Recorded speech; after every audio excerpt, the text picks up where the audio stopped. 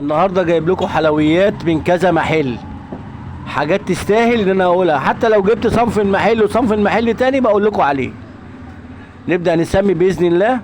اول حاجه محل جبت لكم قبل كده واول مره جبنا عنده الصنف ده، الساعات اللي طالعه ترند دي العريضه، ما جيبش المدوره عشان بتضايق البنات في ايديها ومحدش بيجيبها. دي عامله 32 جنيه، الساعه الترند دي باشكالها عامله 32 جنيه. حطها هنا كده.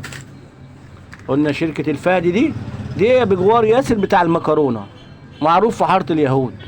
بجوار ياسر، هي واخدة ناصية اسمها شركة الفهد، بجوار ياسر بتاع المكرونة. الصنف التاني اللي عنده اللي انا شغال فيه وسعره اقل سعر في السوق، النضارة الترند دي عاملة 30 جنيه. بص عليها كده، عاملة 30 جنيه كده. النضارات خلاص عامله 30 جنيه، تتباع بقى ب 70 وب 80، لا احنا بنبيع ب 40 وب 45، كل واحد بقى بمزاجه. ودي الساعات برضه ام 32 اللي قلت لكم عليها. حاجات لقط من كذا محل. المحل التاني بقى مش محل، ده كذا محل بيبيع، بس الشكل ده سعره 90 جنيه الدستة، الواحد واقف ب7 ونص. ده شغال اطفالي وكباري وسعره حلو، ببيعه ب 10 ببيعه ب 12.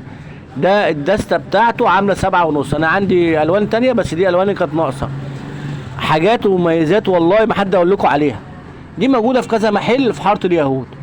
بص على الشكل كده، شايف الازازة عاملة ازاي؟ ده اكتر صنف شغال. الوان بقى الابيض والاحمر والاسود والمقوي الشفاف والفواتح للاطفال، كل ده موجود في المحلات دي.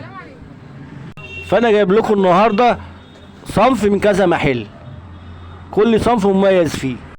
كحل بونجور ده قال لكم اسم المحل اسمه مي علم الاكسسوار، ادي الفاتوره بتاعته اهي.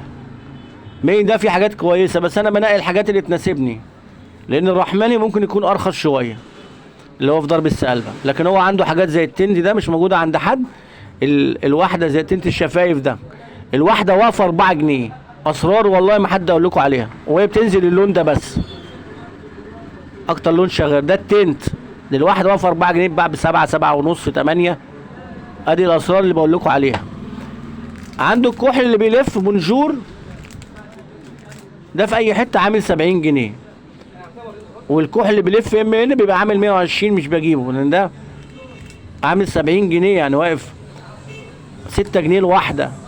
اشتغل بقى واعمل شغل. ده بيتباع ب 15 رسمي. حتى لو بجيب لكم صنف من كل محل بلاقي الصنف اللي هو بقوله لكم، واشتغلوا وربنا يكرمكم باذن الله باقل مبلغ باذن الله. كل ارجوه عمل لايك، والسلام عليكم ورحمه الله وبركاته.